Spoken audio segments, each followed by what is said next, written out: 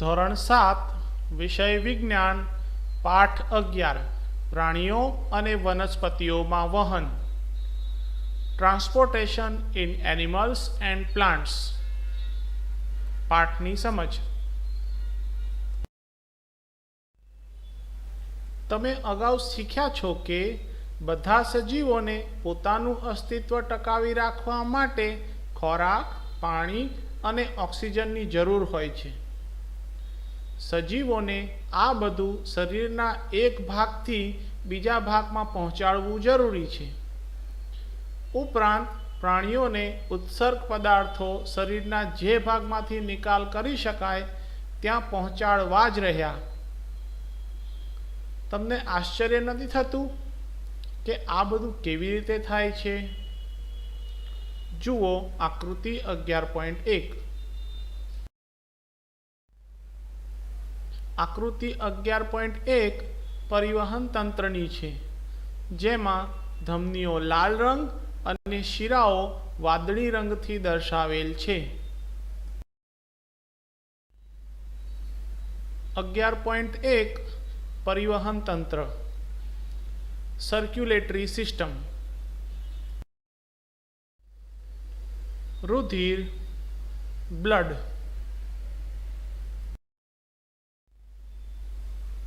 જ્યારે તમારા શરીર પર ઘા પડે છે ત્યારે શું થાય છે? રુધિર બહાર આવે છે. પરંતુ રુધિર શું છે? રુધિર એ પ્રવાહી છે જે રુધિર વાહિનીઓમાં વહે છે.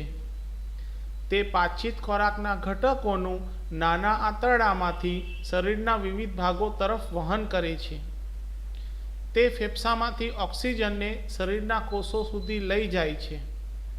તે શરીરના ઉત્સર્ગ દ્રવ્યોનો શરીરમાંથી નિકાલ પણ કરે છે. રુધિર બધા પદાર્થોનું વહન કેવી રીતે કરે છે? રુધિર એક પ્રવાહી છે જેમાં વિવિધ પ્રકારના કોષો સમાવિષ્ટ છે. રુધિરનો પ્રવાહી ભાગ એ રુધિર રસ પ્લાઝ્મા કહેવાય છે. રુધિરનો રંગ લાલ કેમ હોય છે? રક્તકણ આરબીસી એ એક પ્રકારના કોષો છે જે લાલ રંજક કણ હિમોગ્લોબિન ધરાવે છે. હિમોગ્લોબિન ઓક્સિજન સાથે જોડાય છે અને શરીરના બધા ભાગોને અને અંતે કોષો સુધી પહોંચાડે છે. હિમોગ્લોબિન વિના શરીરના બધા ભાગોને સક્ષમ રીતે ઓક્સિજન પહોંચાડવો એ ખૂબ જ અઘરું છે. હિમોગ્લોબિનની હાજરીને લીધે રુધિરનો રંગ લાલ હોય છે. રુધિરમાં શ્વેત કણો WBC પણ આવેલ છે જે શરીરમાં પ્રવેશતા જીવાણુઓ સામે લડે છે. બૂજો રમત રમતા નીચે પડી જાય છે અને ઘૂંટણમાં ઈજા પહોંચે છે. કપાયેલ ભાગમાંથી રુધિર બહાર આવે છે. થોડા સમય પછી તેણે જોયું કે રુધિર વહેતું અટકે છે અને ગંઠાઈ જાય છે. બૂજોને આનાથી આશ્ચર્ય થાય છે. રુધિર ગંઠાવાની પ્રક્રિયા એ રુધિરમાં રહેલા બીજા પ્રકારના કોષો દ્વારા થાય છે જેને ત્રાક કણો પ્લેટલેટ્સ કહેવાય છે. રુધિર વાહિનીઓ બ્લડ વેસલ્સ. શરીરમાં જુદા જુદા પ્રકારની રુધિર વાહિનીઓ જોવા મળે છે. તમે જાણો છો કે શ્વાસ દરમિયાન શુદ્ધ ઓક્સિજનનો જથ્થો ફેફસામાં ભરાય છે. ઓક્સિજનનું વહન શરીરના બાકીના ભાગો સુધી થવું જરૂરી છે. રુધિર કોષોમાંથી કાર્બન ડાયોક્સાઇડ સહિતના ઉત્સર્ગ દ્રવ્યો એકત્રિત કરે છે. પ્રકરણ 10માં શીખ્યા તે મુજબ રુધિરને હૃદય તરફ વહેવું અનિવાર્ય છે જેથી કરીને તેમાંથી કાર્બન ડાયોક્સાઇડ ફેફસામાંથી દૂર કરી શકાય. તેથી બે પ્રકારની રુધિર વાહિનીઓ ધમની અને શિરા શરીરમાં આવેલી હોય છે. જુઓ આકૃતિ 11.1. આકૃતિ 11.1 રુધિરના પરિવહન તંત્રની છે, જેમાં ધમનીઓ લાલ રંગ અને શિરાઓ વાદળી રંગની દર્શાવેલ છે. ધમની હૃદયમાંથી ઓક્સિજનયુક્ત રુધિર શરીરના વિવિધ ભાગો તરફ લઈ જાય છે. રુધિરનો પ્રવાહ ઝડપી અને વધુ દબાણે હોવાથી ધમનીની દિવાલ જાડી અને સ્થિતિસ્થાપક હોય છે. ચાલો આપણે ધમની દ્વારા રુધિરના પ્રવાહનો અભ્યાસ કરવા એક પ્રવૃત્તિ કરીએ. પ્રવૃત્તિ 11.1 તમારા જમણા હાથની તર્જની અને મધ્યિકા પ્રથમ 2 આંગળીઓને ડાબા કાંડાની અંદરની બાજુએ મૂકો. જુઓ આકૃતિ 11.2. આકૃતિ 11.2 માં બતાવ્યા મુજબ તમારા જમણા હાથની પ્રથમ 2 આંગળીઓ કાંડા ઉપર મૂકો. શું તમને થડકારા જેવો હલનચલનનો અનુભવ થાય છે? આની પાછળનું કારણ શું હોઈ શકે? આવા હલનચલનને નાડી ધબકાર પલ્સ કહેવાય છે, જે ધમનીમાં રુધિર વહેવાના કારણે થાય છે. 1 મિનિટમાં થતા નાડી ધબકારની ગણતરી કરો. તમે કેટલા નાડી ધબકાર ગણી શકો છો? 1 મિનિટમાં થતા થડકારને નાડી દર પલ્સ રેટ કહેવાય છે. આરામદાયી સ્થિતિમાં મનુષ્યમાં નાડી દર આશરે 72 થી 80 જેટલો હોય છે. તમારા શરીરના બીજા ભાગો એવા શોધો જ્યાં તમે નાડી ધબકાર અનુભવી શકો. તમારા પોતાના અને તમારા સહપાઠીઓના નાડી ધબકાર નોંધો. તમે મેળવેલ અંકોની તુલના કરો અને કોષ્ટક 11.1 માં નોંધો. શિરા એ એવી રુધિરવાહિનીઓ છે જે કાર્બન ડાયોક્સાઇડ યુક્ત રુધિરને શરીરના બીજા ભાગોમાંથી હૃદય તરફ લઈ જાય છે. શિરાની દિવાલ પાતળી હોય છે. શિરામાં વાલ્વ આવેલા હોય છે જે રુધિરને માત્ર હૃદય તરફની દિશામાં જ જવા દે છે. હું અસમંજસમાં છું. મેં શીખ્યું છે કે ધમની હંમેશા ઓક્સિજનયુક્ત રુધિરનું વહન કરે છે. પહેલી સમજાવે છે કે ફુફ્ફુસીય ધમની રુધિરને હૃદયમાંથી લાવે છે, આથી તેને ધમની કહે છે, શિરા નહીં. તે કાર્બન ડાયોક્સાઇડ યુક્ત રુધિરને ફેફસા સુધી પહોંચાડે છે. ફુફ્ફુસીય શિરા ઓક્સિજનયુક્ત રુધિરને ફેફસામાંથી હૃદય સુધી પહોંચાડે છે. આકૃતિ 11.3 જુઓ. શું તમે ધમનીઓને નાની નાની વાહિકાઓમાં વિભાજિત થયેલ જોઈ શકો છો? તેઓ આગળ પેશીઓ પાસે જતા વધુ પાતળી નળીમાં વિભાજિત થાય છે, જેને કેશિકાઓ કેપિલરીઝ કહેવાય છે. આ કેશિકાઓ ફરીથી જોડાણ પામી શિરાઓ બનાવે છે, જે રુધિરને હૃદયમાં ઠાલવે છે. આકૃતિ 11.3 પરિવહન તંત્રની યોજનાકીય રેખાકૃતિ છે. તેમાં તમે ફુફ્ફુસીય શિરા અને ફુફ્ફુસીય ધમનીને જોઈ શકો છો. હૃદય, હાર્ટ. હૃદય એ સતત ધબકતું અને પંપ તરીકે કાર્ય કરતું અંગ છે કે જે રુધિર અને તેમાં રહેલા દ્રવ્યોનું વહન કરે છે. વિચારો, એક પંપ જે વર્ષો સુધી અટક્યા વિના કાર્ય કરે છે. તદ્દન અશક્ય, છતાં પણ આપણું હૃદય અટક્યા વિના પંપ તરીકે કાર્ય કરે છે. ચાલો હવે આપણે હૃદય વિશે અભ્યાસ કરીએ. હૃદય એ ઉરસ ગુહામાં આવેલું નીચેની બાજુએથી થોડું ડાબી બાજુએ નમેલું હોય છે. જુઓ આકૃતિ 11.1. આંગળીઓ અંદરની તરફ વાળીને મુઠ્ઠી વાળો. તમારું હૃદય સામાન્યપણે હાથની મુઠ્ઠી જેટલું કદ ધરાવે છે. આકૃતિ 11.1 માં તમે હૃદયના સ્થાનને જોઈ શકો છો. જો ઓક્સિજન યુક્ત અને કાર્બન ડાયોક્સાઇડ યુક્ત રુધિર ભેગું થાય તો શું થાય?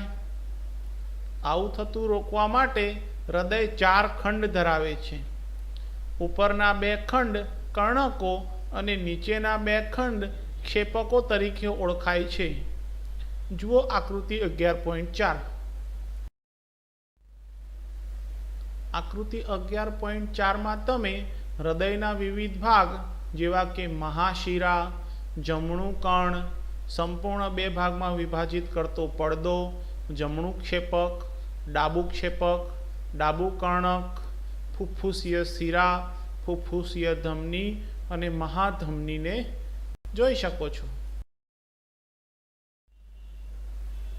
આ બંને વચ્ચે આવેલ પડદાને કારણે ઓક્સિજન યુક્ત અને કાર્બન ડાયોક્સાઇડ યુક્ત રુધિર ભેગું થતું નથી. પહેલીને આશ્ચર્ય થાય છે કે હૃદયના કયા ભાગમાં ઓક્સિજન યુક્ત અને કયા ભાગમાં કાર્બન ડાયોક્સાઇડ યુક્ત રુધિર જોવા મળે છે. પરિવહન તંત્રના કાર્યને સમજવા માટે હૃદયની જમણી બાજુએથી શરૂઆત કરો. જુઓ આકૃતિ 11.3 અને આપેલ તીરની દિશાને અનુસરો. આ તીર હૃદયથી ફેફસા તરફ અને હૃદયથી શરીરના તમામ ભાગો તરફ રુધિરનું વહન દર્શાવે છે. આકૃતિ 11.3 પરિવહન તંત્રની યોજનાકીય રેખાકૃતિ છે. તેમાં તમે ફુફ્ફુસીય શિરા અને ફુફ્ફુસીય ધમનીને જોઈ શકો છો. હૃદયના ધબકારા, હાર્ટબીટ. હૃદયના ખંડોની દિવાલ એ સ્નાયુઓની બનેલી છે. આ સ્નાયુઓનું લય અનુસાર સંકોચન અને વિકોચન જોવા મળે છે. તાલબદ્ધનું સંકોચન તેના વિકોચનને અનુસરીને એક ધબકારો સૂચવે છે. યાદ રાખો, આપણા જીવન દરમિયાન ધબકારા સતત ચાલુ રહે છે. જો તમે તમારો હાથ છાતી પર ડાબી બાજુએ રાખશો તો તમને ધબકારાનો અનુભવ થશે. ડૉક્ટર સ્ટેથોસ્કોપ નામના સાધનની મદદથી તમારા ધબકારા અનુભવે છે. હૃદયના ધબકારાના અવાજને મોટો કરવા માટે ડૉક્ટર સાધન તરીકે સ્ટેથોસ્કોપનો ઉપયોગ કરે છે. તે એક ચેસ્ટ પીસ, જે સંવેદનશીલ પડદો, 2 ઇયરપીસ અને એક નળી ધરાવે છે, જે જોડાણ તરીકેનું કાર્ય કરે છે. આકૃતિ 11.5 તમે સ્ટેથોસ્કોપના વિવિધ ભાગોને જોઈ શકો છો.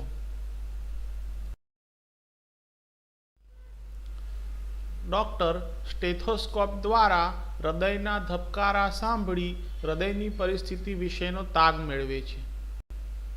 ચાલો આપણી આસપાસ મળી આવે તેવા પદાર્થોથી આપણે સ્ટેથોસ્કોપનો એક નમૂનો બનાવીએ. પ્રવૃત્તિ 11.2 6 થી 7 સેમીનો વ્યાસ ધરાવતી એક ગળણી લો. તેની પર રબરની ટ્યુબ 50 સેમી લાંબી ચુસ્તપણે લગાવો. રબરને ખેંચીને ગળણીના મોં પર લગાવો અને ચુસ્તપણે રબરથી બાંધો. ટ્યુબનો એક છેડો કાન આગળ રાખો.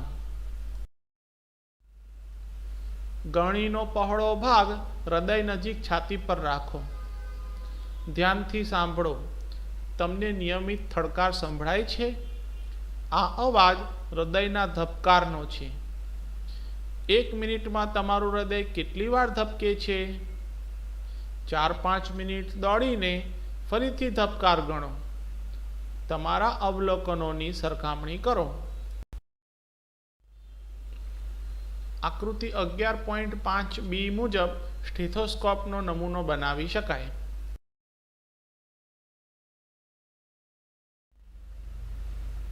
તમારા પોતાના અને તમારા મિત્રના નાડી દર અને હૃદયના ધબકારા આરામદાયી અને દોડ્યા પછીની સ્થિતિમાં કોષ્ટક 11.2 નોંધો. તમને હૃદયના ધબકારા અને નાડી દરમાં કંઈ સંબંધ લાગે છે? કોષ્ટક 11.2 માં હૃદયના ધબકારા અને નાડી દર નોંધો। હૃદયનો દરેક ધબકાર એ ધમનીમાં થડકાર સર્જે છે અને 1 મિનિટમાં થતા થડકારા એ હૃદયના ધબકારનો દર સૂચવે છે। હૃદયના બધા ખંડોમાં તાલબદ્ધ ધબકારા એ રુધિરનું પરિવહન અને શરીરના જુદા જુદા ભાગોમાં દ્રવ્યોના વહનનું નિયમન દર્શાવે છે। બુજો વિચારે છે કે શું વાદળી અને જળવ્યાળ હાઇડ્રા પણ રુધિર ધરાવે છે? વાદળી અને જળવ્યાળ જેવા પ્રાણીઓ પરિવહન તંત્ર ધરાવતા નથી। તેઓ જે પાણીમાં વસવાટ કરે છે તે પાણી ખોરાક અને ઓક્સિજનનો શરીરમાં પ્રવેશ કરાવે છે। આ પાણી જ ઉત્સર્ગ દ્રવ્યો અને કાર્બન ડાયોક્સાઇડને શરીરમાંથી બહાર લઈ જાય છે। આથી આવા પ્રાણીઓને રુધિર જેવા પરિવહન પ્રવાહીની જરૂરિયાત નથી। ચાલો હવે આપણે કાર્બન ડાયોક્સાઇડ સિવાયના ઉત્સર્ગ દ્રવ્યો કેવી રીતે ઉત્સર્જન પામે છે તે જોઈએ। 11.2 પ્રાણીઓમાં ઉત્સર્જન, એક્સર્શન ઇન એનિમલ્સ। યાદ કરો, ઉચ્છ્વાસ દરમિયાન ફેફસા દ્વારા કેવી રીતે કાર્બન ડાયોક્સાઇડ ઉત્સર્ગ દ્રવ્ય તરીકે નિકાલ પામે છે? એ પણ યાદ કરો કે અપાચિત ખોરાક કેવી રીતે નિકાલ પામે છે। ચાલો હવે આપણે બીજા ઉત્સર્ગ દ્રવ્યો શરીરમાંથી કેવી રીતે નિકાલ પામે છે તે જોઈએ। તમને આશ્ચર્ય થશે કે આ બિનજરૂરી દ્રવ્યો ક્યાંથી આવે છે। જ્યારે આપણા કોષો કાર્ય કરે છે ત્યારે કેટલાક નકામા પદાર્થો મુક્ત થાય છે। તે ઝેરી હોય છે અને તેથી તે શરીરમાંથી નિકાલ થવા ખૂબ જ જરૂરી છે। કોષો દ્વારા જે નકામા પદાર્થો ઉત્પન્ન થાય છે તેનો શરીરમાંથી નિકાલ થવાની પ્રક્રિયાને ઉત્સર્જન, એક્સેર્શન કહે છે। ઉત્સર્જન પ્રક્રિયા સાથે સંકળાયેલ વિવિધ ભાગો મળીને ઉત્સર્જન તંત્રની રચના કરે છે। મનુષ્યમાં ઉત્સર્જન તંત્ર, એક્સક્રેટરી સિસ્ટમ ઇન હ્યુમન્સ। રુધિરમાં રહેલા નકામા પદાર્થોનો શરીરમાંથી નિકાલ થવો જોઈએ। એ કેવી રીતે શક્ય બને છે? અહીં રુધિરના ગાળણની પ્રક્રિયા જરૂરી છે। મૂત્રપિંડની રુધિર કેશિકાઓ દ્વારા આ કાર્ય થાય છે। જ્યારે રુધિર બે મૂત્રપિંડ સુધી પહોંચે છે ત્યારે તેમાં ઉપયોગી અને નુકસાનકારક બંને પ્રકારના પદાર્થો જોવા મળે છે। ઉપયોગી પદાર્થોનું રુધિરમાં ફરીથી શોષણ થાય છે। પાણીમાં દ્રાવ્ય નકામો કચરો મૂત્ર સ્વરૂપે નિકાલ પામે છે। મૂત્રપિંડમાંથી મૂત્રનળી જેવી મૂત્રવાહિની યુરેટર દ્વારા મૂત્રાશય બ્લેડરમાં જાય છે। તે મૂત્રાશયમાં સંગ્રહાય છે અને મૂત્રમાર્ગમાંથી મૂત્રછિદ્ર યુરેથ્રા દ્વારા બહાર નીકળે છે। જુઓ આકૃતિ 11.6। આકૃતિ 11.6 એ મનુષ્યના ઉત્સર્જન તંત્રની છે, જેમાં મૂત્રપિંડ, મૂત્રવાહિની, મૂત્રાશય, મૂત્રમાર્ગ અને મૂત્રછિદ્ર સંકળાયેલા છે। મૂત્રપિંડ, મૂત્રવાહિની, મૂત્રાશય અને મૂત્રમાર્ગ ઉત્સર્જન તંત્રની રચના કરે છે। એક પુખ્ત વ્યક્તિમાં આશરે 1 થી 1.8 લીટર જેટલું મૂત્ર 24 કલાકમાં નીકળે છે। મૂત્રમાં 95% પાણી, 2.5% યુરિયા અને 2.5% બીજા નકામા દ્રવ્યો આવેલા છે। આપણે બધાએ અનુભવ્યું છે કે ઉનાળાના ગરમ દિવસોમાં આપણને પરસેવો થાય છે। પરસેવામાં પાણી અને ક્ષાર હોય છે। બુજોએ જોયું છે કે ઉનાળામાં આપણા કપડા પર સફેદ ધબ્બા જોવા મળે છે. મોટા ભાગે ધબ્બા બગલના ભાગમાં જોવા મળે છે. આ નિશાન એ પરસેવામાં રહેલા ક્ષારના છે. શું પરસેવો બીજા કોઈ કારણોસર થાય છે? આપણે જાણીએ છીએ કે માટલામાં રહેલું પાણી ઠંડુ હોય છે. માટલામાં રહેલ કાણામાંથી પાણીનું બાષ્પોત્સર્જન થવાના કારણે ઠંડક જોવા મળે છે. આવી જ રીતે જ્યારે આપણને પરસેવો થાય છે ત્યારે તે આપણા શરીરને ઠંડુ કરવામાં મદદરૂપ થાય છે. પહેલીને જાણવું છે કે બધા પ્રાણીઓ પણ મૂત્રોત્સર્જન કરે છે.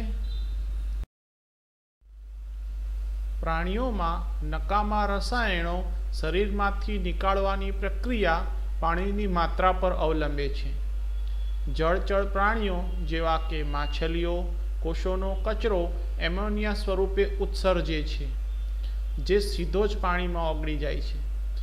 કેટલાક ભૂચર જમીન નિવાસી પ્રાણીઓ જેવા કે પક્ષીઓ, ગરોળી કે સાપ અર્ધઘન સફેદ રંગનો પદાર્થ યુરિક એસિડ ઉત્સર્જે છે. મનુષ્યમાં મહદઅંશે ઉત્સર્ગ દ્રવ્ય તરીકે યુરિયા જોવા મળે છે.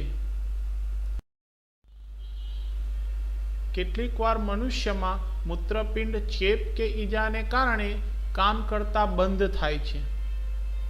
મૂત્રપિંડની નિષ્ફળતાને કારણે રુધિરમાં નકામો કચરો ભેગો થાય છે. જ્યાં સુધી આવા રુધિરમાં રુધિરને સમયાંતરે કૃત્રિમ મૂત્રપિંડ દ્વારા ગાળવામાં આવે ત્યાં સુધી જ જીવિત રહી શકે છે. આ પદ્ધતિને ડાયાલિસિસ કહે છે. 11.3 વનસ્પતિમાં ઘટકોનું વહન. Transport of substances in plants. તમે પ્રકરણ 1માં શીખી ગયા કે વનસ્પતિ જમીનમાંથી પાણી અને ખનિજ તત્વોનું શોષણ કરે છે અને પર્ણો સુધી પહોંચાડે છે. પ્રકાશ સંશ્લેષણ દ્વારા પર્ણો કાર્બન ડાયોક્સાઇડ અને પાણીનો ઉપયોગ કરી ખોરાક બનાવે છે. પ્રકરણ 10માં તમે શીખી ગયા કે ખોરાક એ ઉર્જાનો સ્ત્રોત છે અને દરેક કોષ ગ્લુકોઝના તૂટવાથી ઉર્જા પ્રાપ્ત કરે છે. કોષો આ ઉર્જાનો ઉપયોગ જૈવિક ક્રિયાઓ માટે કરે છે. આથી સજીવના દરેક કોષ પાસે ખોરાકનો જથ્થો પ્રાપ્ત હોવો જોઈએ. તમે ક્યારેય એવું વિચાર્યું છે કે પાણી અને ખનિજ તત્વો જમીનમાંથી મૂળ દ્વારા શોષાઈ પર્ણો સુધી કેવી રીતે પહોંચે છે? પર્ણો દ્વારા બનાવાયેલ ખોરાક એ વનસ્પતિના જુદા જુદા ભાગો સુધી કેવી રીતે પહોંચે છે? પાણી અને ખનિજ તત્વોનું વહન. Transport of water and minerals.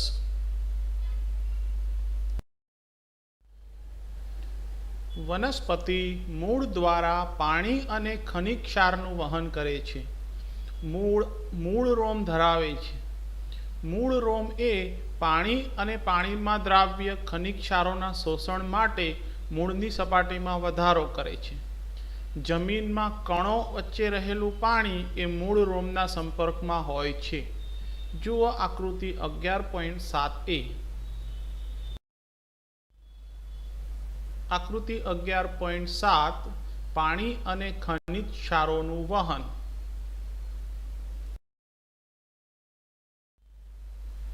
શું તમે અનુમાન બાંધી શકો છો કે મૂળ દ્વારા પાણી પર્ણો સુધી કેવી રીતે પહોંચે છે? વનસ્પતિમાં કેવા પ્રકારનું પરિવહન તંત્ર આવેલું છે? બુજોને વિચાર આવે છે કે વનસ્પતિ પાસે પાઇપ નળીઓ હોવી જોઈએ જેથી પાણી વનસ્પતિના તમામ ભાગોમાં પહોંચી શકે, જેમ કે આપણા ઘરને પાણીનો પુરવઠો પહોંચે છે. બુજો સાચો છે. વનસ્પતિ પાણી અને ખનિજ ક્ષારોના વહન માટે પાઇપ જેવી વાહિની ધરાવે છે. આ વાહિનીઓ ચોક્કસ પ્રકારના કોષોની બનેલી હોય છે જેને વાહક પેશી કહે છે.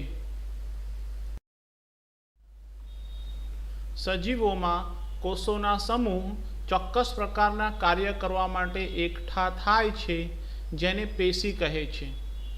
પાણી અને ખનિજ ક્ષારોના વહન માટેની વાહક પેશીને જલવાહક પેશી કહે છે. જુઓ આકૃતિ 11.7a. આકૃતિ 11.7a પાણી અને ખનિજ ક્ષારોનું વહન, જેમાં મૂળનો આડછેદ બતાવેલ છે. જલવાહક પેશી સળંગ નળીઓનું જાડું નેટવર્ક બનાવે છે જે મૂળથી પ્રકાંડ અને ડાળીઓને સાંકળે છે. આથી પાણીનું વહન સમગ્ર વનસ્પતિના ભાગોમાં જોવા મળે છે. જુઓ આકૃતિ 11.7b. આકૃતિ 11.7b એક વૃક્ષની છે જે પાણી અને ખનિજ ક્ષારોનું વહન દર્શાવે છે. પહેલી તેની માતાને થોડા ઘણા સૂકા ભીંડા અને બીજા શાકભાજીને પાણીમાં મૂકતા જુએ છે. તેણીએ જાણવું છે કે પાણી તેમાં કેવી રીતે પ્રવેશે છે. તમે જાણો છો કે પર્ણ ખોરાક બનાવે છે. ખોરાકનું વહન વનસ્પતિના બધા ભાગોમાં થવું જોઈએ. આ પ્રક્રિયા વાહક પેશી, અન્નવાહક પેશી દ્વારા થાય છે. આમ જલવાહક અને અન્નવાહક પેશી દ્વારા વનસ્પતિમાં ઘટકોનું વહન થાય છે. પ્રવૃત્તિ 11.3. એક મોટું બટાકું લો અને તેની બહારની છાલ ઉતારો. તેની એક બાજુનો ભાગ પાયો બનાવવા સપાટ કાપો. હવે તેની વિરુદ્ધ બાજુએ ઊંડી અને પોલાણવાળી ગુહા રચો. અડધા સુધીનું પોલાણ ખાંડના દ્રાવણથી ભરો અને નિશાની રૂપે બટાકાની દિવાલ પર ટાંકણી પિન લગાવો.